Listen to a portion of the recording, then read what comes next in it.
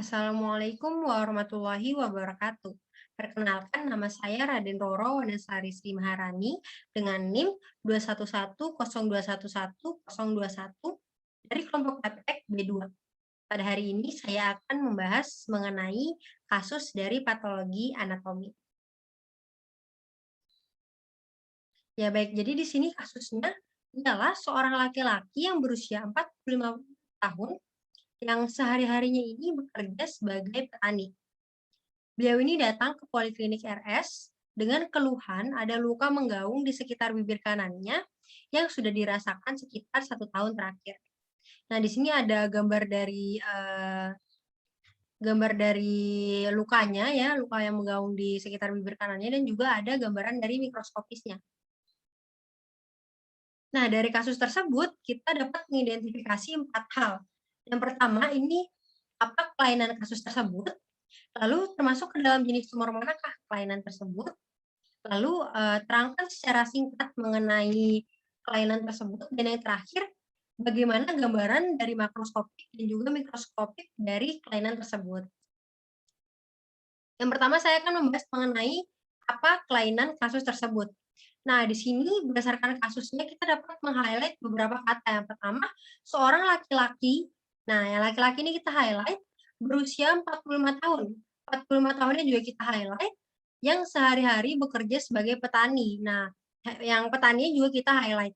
Nah, kenapa yang tiga ini kita highlight? Karena yang tiga ini merupakan ciri-ciri dari uh, karsinoma sel basal atau basalioma, atau bisa dibilang juga KSB gitu. Nah, kenapa kok ketiga ini dibilang ciri-ciri sebagai KSB? Nah, nanti akan saya bahas pada pembahasan selanjutnya. Lalu, termasuk ke dalam jenis tumor manakah kelainan tersebut? Nah, KSB atau karsinoma sel basal, karsinoma sel basal ini termasuk ke dalam tumor ganas yang bersifat lokal dan jarang bermetastasis. Nah, lalu selanjutnya terangkan secara singkat mengenai kelainan tersebut. Jadi, karsinoma sel basal ini merupakan tumor yang tumbuhnya itu lambat dan dia tuh jarang bermetastasis. Namun dia ini sangat infiltratif dan juga destruksi lokal gitu, serta karsinoma sel basal ini sangat umum untuk ditemukan. Nah, tumor ini memiliki kecenderungan terbentuk di tempat yang menjadi pajanan matahari kronis dan pada orang yang berkulit terang. Nah, di sini ada kata-kata pajanan matahari kronis. Nah, ini berkaitan dengan kasus tadi yang di mana seorang laki-laki itu berprofesi sebagai petani, yang di mana petani ini bekerja langsung di bawah sinar matahari nah, inilah kenapa tadi kita meng-highlight dari kata-kata petani, karena petani ini bisa menggambarkan bahwa dia ini bekerja di bawah langsung matahari gitu. Nah, lalu KSB ini biasanya muncul setelah usia lebih dari 40 tahun. Nah, seorang laki-laki tadi berusia 45 tahun, makanya kita meng-highlight 45 tahunnya itu, karena KSB ini biasanya muncul setelah usia lebih dari 40 tahun. Nah, lalu insiden KSB ini akan meningkat sesuai usia dan akan lebih banyak terjadi pada pria dibandingkan pada wanita. Nah, inilah kenapa tadi saya meng-highlight juga kata-kata dari laki-laki, karena pada laki-laki ini akan terjadi lebih banyak insiden KSB atau karsinoma sel basal. Nah, dari ketiga tadi sudah mempresentasikan bahwa seorang petani yang bekerja di bawah sinar matahari langsung, lalu ada usia 45 tahun, serta laki-laki sudah mempresentasikan ciri-ciri dari karsinoma sel basal. Selanjutnya ada faktor-faktor. Pada faktor etiologinya, karsinoma sel basal ini atau KSB belum diketahui pasti apa penyebabnya. Namun, pada predisposisi ini terbagi menjadi dua faktor. Ada faktor internal dan juga ada faktor eksternal. Nah, yang faktor internal itu terdiri dari umur, ras, genetik, dan juga jenis kelamin. Nah, tadi seperti yang dibilang umurnya harus lebih dari 40 tahun dan jenis kelaminnya lebih banyak KSB ini terjadi pada seorang laki-laki atau seorang pria. Nah, lalu ada faktor eksternal. Di faktor eksternal ini terdiri dari radiasi UV, radiasi ionisasi, dan juga bahan-bahan karsinogenik. Dan di sini radiasi ultraviolet ini juga dapat juga dirasakan oleh seorang laki-laki tadi karena dia kan bekerja di bawah matahari secara langsung ya, jadi dia terpapar sinar ultraviolet. Nah, di mana kalau misalnya dia terlalu sering terpapar, dia akan terkena radiasi ultraviolet dan nantinya akan terjadi kanker kulit pada seorang laki-laki tersebut, gitu.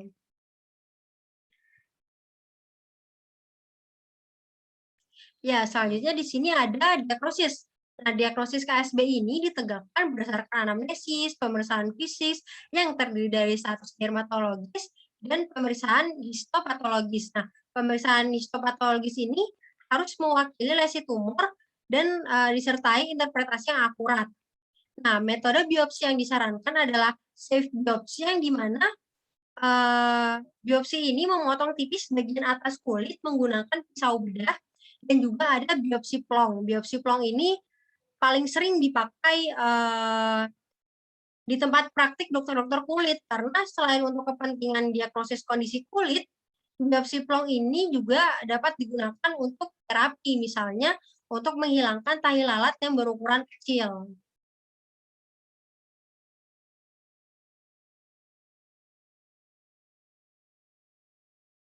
Ya, baik, selanjutnya ini ada diagnosis banding. Diagnosis banding dari KSB ini terdiri dari karsinoma sel squamosa atau KSS dan juga trichoepithelioma. Nah, pada karsinoma sel squamosa ini perbedaan utamanya antara KSB dan KSS adalah pada warna sel. Kenapa pada warna sel? Pada sel KSB ini dia terwarnai sangat basofilik, sedangkan pada KSS dia terwarnai eosinofilik gitu akibat keratinasi parsial. Nah, lalu pada KSS juga terlihat gambaran inti yang lebih atipikal serta mitosis yang lebih jelas, sedangkan pada KSB ini terdapat gambaran retraksi massa sel tumor dari jaringan ikat di sekitarnya yang tidak ditemukan pada KSS atau karsinoma sel squamosa. Lalu ada trichoepithelioma. Nah, pada trichoepithelioma ini gambaran histopatologis yang menyerupai KSB terutama tipe Morphea formis adalah trichoepithelioma desmoplastik. Nah, kedua tumor ini menunjukkan gambaran deretan tipis sel basaloid yang berada di stroma fibrosa dan juga padat gitu. Tetapi trichoepithelioma desmoplastik ini dia menunjukkan gambaran kisah tanduk yang banyak dan tidak didapatkan retraksi tumor. Ya, baik, selanjutnya ini ada gambaran makroskopisnya. Kita dapat lihat ya di sini warnanya terlihat hitam kemerahan ya. Lalu di sini juga terlihat batasnya ini tegas dan bersifat telangiektasis. Telangiektasis ini merupakan kondisi ketika terjadi pembesaran pada pembuluh darah kecil di permukaan kulit dan ditandai dengan munculnya garis halus kemerahan yang memiliki pola tertentu di permukaan kulit. Nah, munculnya ini paling sering di area yang terkena sinar matahari. Nih, jadi mungkin pada mukosa bibirnya ini sering terkena sinar matahari, makanya dia ini tumbuh ASB atau karsinoma sel basal. Lalu ini mikroskopisnya ya. Nah, secara mikroskopis, sel-sel tumor ini akan berkelompok membentuk pulau di mana bagian tepinya ini dikelilingi oleh sel tumor. Nih, dia membentuk pulau di sini. Dan di sekelilingnya ini ada sel tumor ya. Dan di sini sel tumornya pun berbentuk oval dengan nukleus yang berbentuk bulat atau oval juga. Nah, di sini dia juga intinya hiperkromatik dan pada epitel squamosanya itu dia berlapis. Dan stromanya dia terinvasi sel tumor serta massa tumor dari stratum basal epidermis. Ya, baik, ini referensi yang saya gunakan untuk presentasi saya kali ini. Ada buku ajar patologi Robbins edisi 7 dan jurnal-jurnal lainnya. Ya, baik, sekian dari saya. Kurang lebihnya mohon maaf. Terima kasih telah memperhatikan. Wassalamualaikum warahmatullahi wabarakatuh.